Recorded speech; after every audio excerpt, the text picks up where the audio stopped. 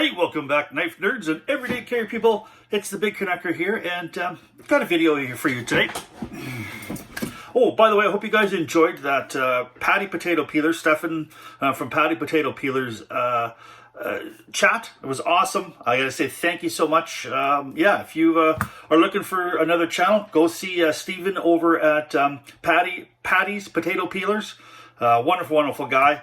And yeah, so we're going to be doing probably a few more of those throughout the year. I'm going to be doing some more interviews as much as I possibly can, and all the knife guys out there who would love to participate, because a lot of these guys I watched from the time when I was just first brand new on YouTube, and I mean I'm only a little over a year, and I'm having a blast. I'm having fun still, and I want to keep on spreading some stuff out. So anyways, what I want to talk to you about today is about sharpening. And those are some of the first videos that I actually learned about knives and got my love of knives from. One of them was a fellow by the name of Randy Johnson, who's got a 5-part set, who is, I thought, did a fantastic job explaining, his little thing. Over 5 parts. There was the Apostle P. I watched a lot of his first off the bat. He's got an Edge Pro system. Oh geez, I'm trying to. There's a lot of the sharpeners out there that I first started to look at what it is to sharpen knives. Jay Davis, 88.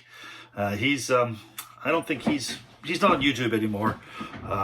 Anyways, a lot of those guys early on, I looked at how to sharpen a knife, and basically what you're doing is you're taking a beveled edge, and you're just bringing it to a point. That's what you're trying to do when you're sharpening a knife. Now, there's all sorts of different points and stuff like that. I'm not going to get into so much on that. I mean, because there's Scandi grounds, there's convex grounds. If you want to know about a convex ground, go to Virtua Voice, a Japanese fella who's a doctor who is absolutely whiz master convexing a knife with those Japanese water stones. But I happen to have myself a KME system. I found that it was awesome. I had an Edge Pro system, an Edge Pro clone system, because I wasn't really to spend $300-400 on a system that I wasn't 100% sure of. I've got the Work Pro belt driven system, the Ken Onion version. I've also got a Tormek, Canadian Tire version of the Tormek water wheel system. Great system. And I've also got some Japanese water stones. I got a 1000, 6000 that I learned to sharpen from Kyle out in Newfoundland. And yeah, so I've got, don't tell my wife, but probably, easily $1,000, $1,500 worth of sharpening stuff. And I can get absolutely hair whittling, hair popping edges on a couple of my systems. Freehand, I can get pretty damn close, and sometimes I can get right to the hair popping, hair whittling, and that's, I think, the absolute apex of sharpening, as far as I'm concerned. Hand sharpening is if you can take a hair and put it across your knife and just the weight of your hair, and it'll whittle or even pop it in half. That to me is extremely sharp, and that's how I like to have all of my knives. Now, I'm not going to be able to get it there all the time, and I'm certainly not going to be able to have that on my knife all the time. Like, so this afternoon, I ended up breaking down a schwack load of cardboard with this Spyderco Subvert. And even though it's got still a real shiny mirror polished edge, and it's got a great workable edge, after this has gone through probably, 300-400 feet of cardboard and tape, it's still sharp as hell, but it's not hair popping. And so what I'm going to do is I'm going to clean up all this tape residue, and I'm going to strop the hell out of it, and that's going to bring it back to that hair popping, because I started with a real fine edge. Now, if I was with a knife, now this has got S30V steel in it. Now this here happens to be my kind of gardening beater knife, and I've actually got a new one coming, and I can hardly wait till it gets here. I'm like a damn kid with a can, waiting for Christmas. Which today. So the cardboard I had to break down was from a Pampered Chef enameled cast iron cookware. And by damn it, I'm going to cook some brisket, beef brisket in this thing. And you know what? I think I'm going to shoot a couple videos with this Pampered Chef stuff because, damn it, I need to pamper myself. What do you think, guys? I mean, hey, all the great chefs are men, so I do 90% of the cooking in my house, 99% of the cooking in my house. So I'm going to show you guys some Pampered Chef videos here shortly. But anyways, I ended up breaking down some cardboard, and this is my beater knife here that I use for gardening. And it needs to be sharpened quite a bit. Now, usually if I'm gardening, I'm at home and I've got options to, I carry my ADC bag with me, and I've got, you know, a couple of different ways in my bag to sharpen a knife, including in my wallet. I've got a little credit card that's DMT Diamond 1000 Grit, and it'll put a great edge on something. But you don't always have that. So, and I also think that, yes, I've got $1,500 worth of sharpening stuff, but I don't think you need to be able to put a good working edge on a knife. I don't think you need to spend that amount of money. As a matter of fact, I'm going to show you, and that's what this video is about, is I'm going to take a rock that I just happened to find at a garden, and I've got a coffee cup that says I love Papa, and a piece of cardboard that is here, straight piece of cardboard, and I'm going to take this and I'm going to use it to put at least an edge that will go through some paper. And that seems to be a good working edge. Will be able to get you to cut through printer paper. And if you can do that with your edge, then I think it's a fairly good working edge. And that's what I want to do. So now I did dull this, but we'll dull it a little bit more. And I just grabbed another different rock. And here, listen to this.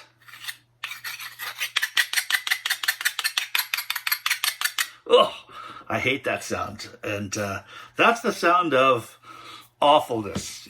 If there's a sound of evil, it's the sound of a knife blade against a rock.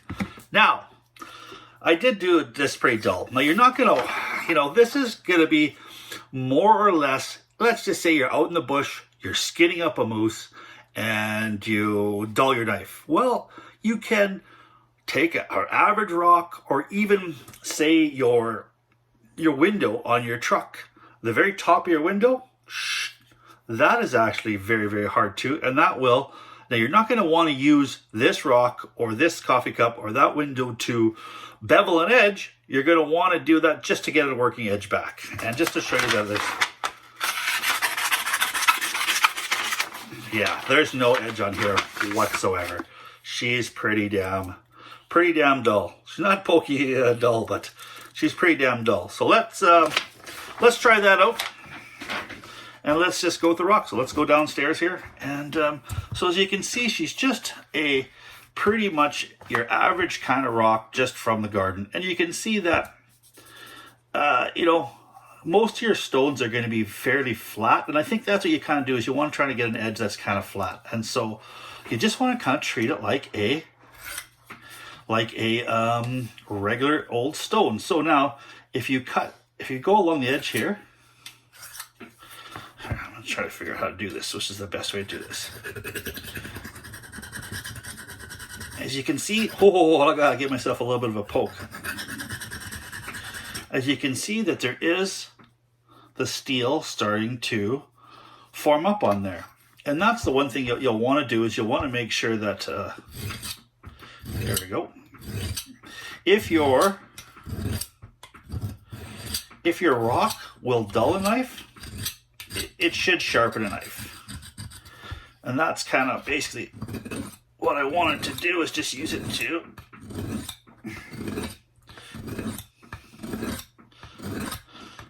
to get that apex back. And she's sharper already.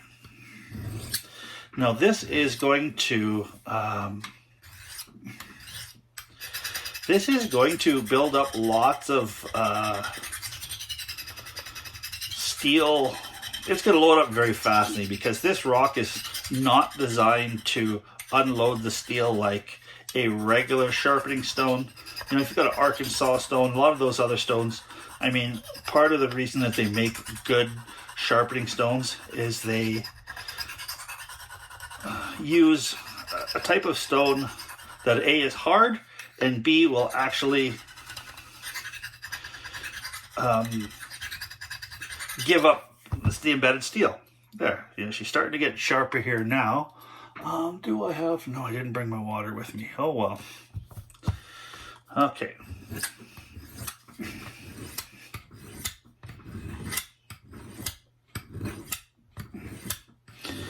And if you can get a stone that's got a little bit of grit to it, then it will actually,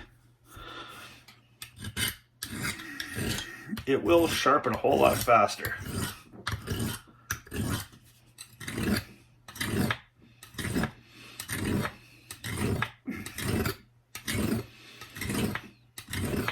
Okay.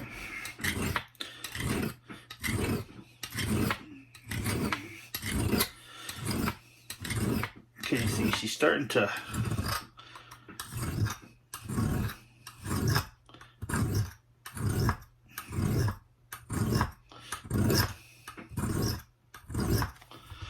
there we go.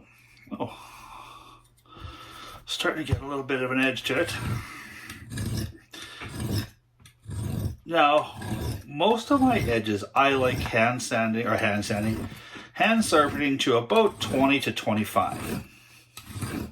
If you're out in an emergency situation and you need your knife to be able to get sharp, you might want to do perhaps a little bit more of an obtuse angle. So instead of, say, 20 degrees where you're going to be doing lots of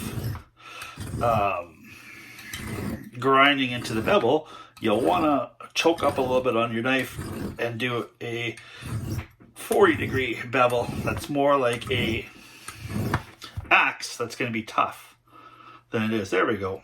We're starting to get that there now. And I don't think you're going to be able to, and you never know.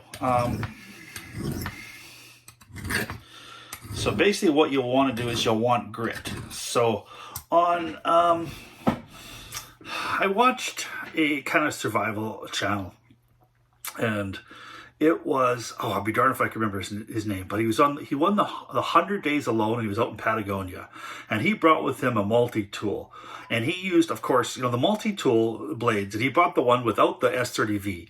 I think he brought the one that was just the high carbon, the 440 HC steel, and he ended up taking just basic kind of clay and putting it on some wood, and as a swarf. And that's what he used to sharpen his knives. And good on him. It worked really, really well. And, he kept his knife sharp. So, as you can see here, I'm building up she's starting to get loaded up now. And this is just really a real rough side of the rock. And it's almost like a real coarse grit. And it's going to be, as you can see, this edge is not, it's not going to be pretty. But down well, it's going to cut. And I'm okay with that. If I was in an emergency situation or a survival situation, I'll be able to get my knife sharp with just a rock. Now, it's a lot easier with this knife because this is the Spyderco Resilience, which is an S30V steel, or no, sorry, an HCR13 MOV steel with around a 57 Rockwell. So it's not a super steel. Like if you had something that was Maximet, or it's one of them crazy steels, don't know how many rocks out there you'll be able to sharpen with your knife, or if you do it, it'll take you forever. But something, if you're going to practice this, use something that's a beater knife and use something that's actually a little bit softer. And I'm sure that you could do this with an S30V super steel. But once you start to get higher than that, S90, S110V, you're going to be out there an awful long time trying to get your knife sharp on the rock. So now I could keep on going with that. We're going to see what we can do here with just the ceramic bottom. Now, the reason I'm using the bottom part of the coffee cup, if you have a look at the top, this is glazed, and the glaze is not going to sharpen like the bottom of the ceramic here. It doesn't have glaze, so when it sits there and it gets fired, you get no shiny ceramic on the bottom. Now, the other thing is, the reason why this will sharpen a knife is ceramics are extremely hard materials, and they will wear off a steel that is not as hard. Now, the other thing here too is, why would you use something like a cardboard to strop? Well, because cardboards are built with small bits of ceramic inside them. That's what keeps them rigid, because that's basically what it is. It's basically a paper product that is impregnated with like a clay or a ceramic, and then it's, you know, it's fired and it's dried out, and that's what has its rigidity in it. So there is micro fine particles in here that will and they'll sand a little bit. You're not gonna, just a straight cardboard, for, you know, all intents purposes, you're not going to be able to get a hair whittling popping edge just using the abrasive in here, but it will be nice to realign those teeth, and it will be nice to get that kind of fine little bit of deburring off. So now let's, so as you can see here, immediately there is a spot here, it's darkened, where you can see the stylus starting to come off. And I'm just kind of getting the edge done here.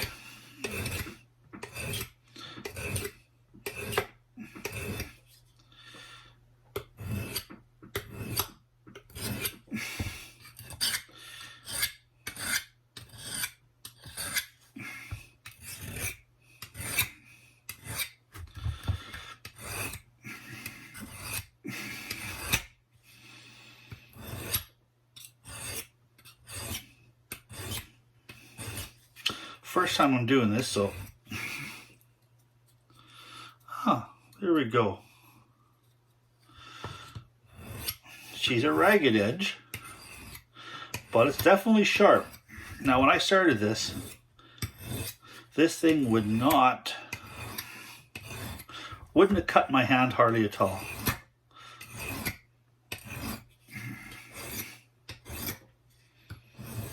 But now she is, and I'm not too worried about the tip. As you can see, the edge here is starting to come back, and boy oh boy, she's getting sharp. But we'll see if we can get it sharp enough to get a working edge on just a stone from the garden, coffee cup bottom. So you can see here, there's all your steel shavings, and a piece of cardboard. And we'll see if we can get a working edge going.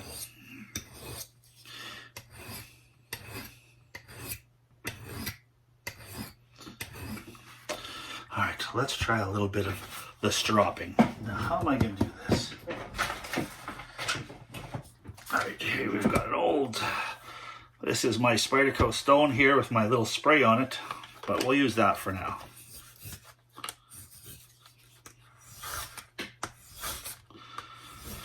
Boys, you can, I'm not sure if you can hear that, but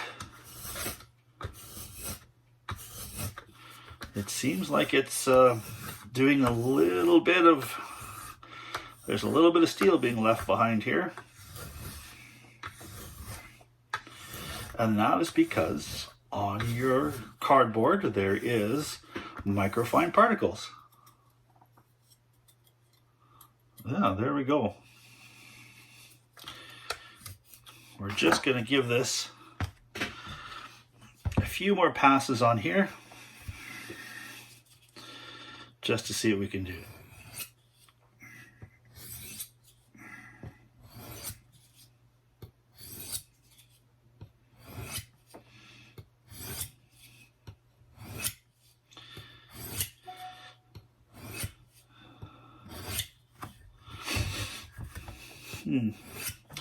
Just while I'm yakking here for a second, I just heard my email go off. Does anybody else remember Ed McMahon working for Publishers Clearinghouse and having a big ass check in his face with a big ass check? Now, I remember that distinctly when I was a kid. Ed McMahon and his Publishers Clearinghouse. Hey, does he have a big ass check for me? But I guess if you look it up on the internet, Ed McMahon never worked for Publishers Clearinghouse. It's just one of those things that I think has changed. So here we go. We're almost done this. If you stuck her out to the end, you're a damn good knife guy. Watch a guy sharpen a Spyderco, beat up Spyderco knife with a rock, cardboard, and a coffee cup. All right. What do you think? How you like that? How you like them apples? She's through there. Oh, the end here is not as sharp as I'd like, but I'm sure that I would have been able to keep on going right to the very end had I... she's ragged, but proof of concept. Pretty damn proud of myself here. All right, so 20-minute video sharpening a Spyderco Resilience with a rock from the garden, a I Love Papa coffee cup, and a piece of cardboard from Popcorn Chicken. Damn, it just doesn't get any better than that, does it, guys? Well, thank you so much for, waiting out here with me. And I appreciate you guys with your comments in the bottom. If there's anything else that you know of that in a pinch you can sharpen up, say this Spyderco Resilience, leave me some in the comments. So, we've got the rock, we've got the coffee cup, the top of your window on your, your vehicle. These are not going to reprofile and leave an awful sharp edge. It's just there in an emergency situation, or you just want to finish off a job. You're drinking a cup of coffee in the truck and you're not finished cutting that mousse up. Well, then you can just run along the edge at a nice obtuse 40-degree edge at the bottom of that coffee cup and just put that edge, realign it right back up again and finish your job. So if there's anything else you could think of, leave me some comments in the bottom. Appreciate you guys sticking it out. If you like what you saw, please give me a thumbs up as well as subscribe. I appreciate it so much, you guys. Now, please stay safe out there because we're not through the woods yet. So keep your stick on the ice, the shiny side up. This is Big Canucker saying adios.